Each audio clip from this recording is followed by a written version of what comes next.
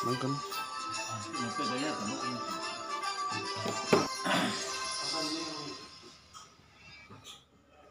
di saat ini susah kita ukur akibat ini COVID, tapi walaupun demikian tetap tidak henti-hentinya kita mengingatkan bahwa pelayanan di mana saja itu bisa jalan. Pelayanan tidak hanya di kantor, di jalan, di rumah, di mana pelayanan bisa dilaksanakan ke masyarakat. Adapun kita dibatasi jam kerja itu formal, tapi di luar itu memungkinkan sekali untuk kita tetap melakukan pelayanan. Jadi pertama mindset pelayanan kita bangun, jangan hanya menggunakan jam kerja baru patokannya di situ pelayanan, tapi itu pun pelayanan bisa jalan. Yang kedua,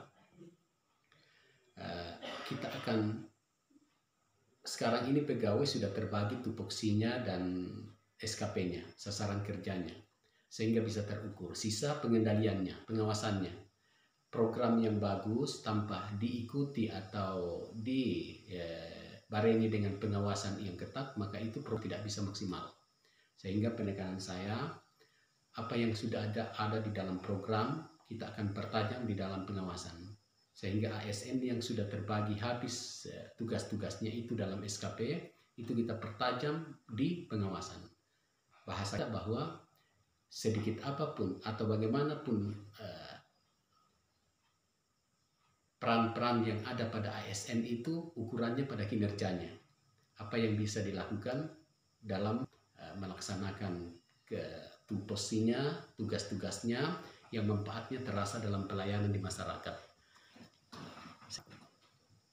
Sekalipun itu cleaning service, sekalipun itu staff atau operator, ukurannya ada pada sisi pelayanan. Apa yang bisa dilakukan sehingga pelayanan itu bisa maksimal dalam semua organisasi kerja. Yang kedua, kita penekanan pada sisi pengawasan.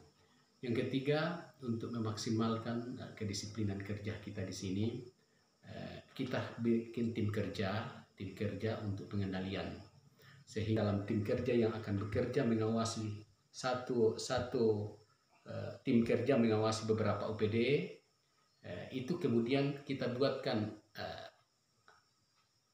dalam bentuk arahnya, dalam bentuk model kerjanya, sehingga di akhir tahun kita buat dalam bentuk grafik. Bahwa OPD ini grafiknya menanjak kemana, apakah lurus, naik atau turun. Dari situ pimpinan bisa menilai bahwa inilah OPD yang menghambat program-program kita dikarenakan kedisiplinan yang tidak maksimal. Penting bagi kita sehingga tidak kemudian itu terus merata pada OPD. Sementara OPD ada yang sudah maksimal, ada yang biasa-biasa, ada yang kurang. Pembinaan lebih ketika ditekankan pada hasil grafik yang kita buat pada OPD yang rata atau yang utamanya yang turun. Sehingga teman yang sudah bagus, kita tinggal kasih reward atau hadiah atau rangsangan.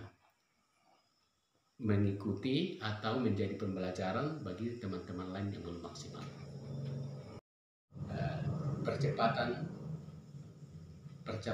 Percepatan pengendalian PAD.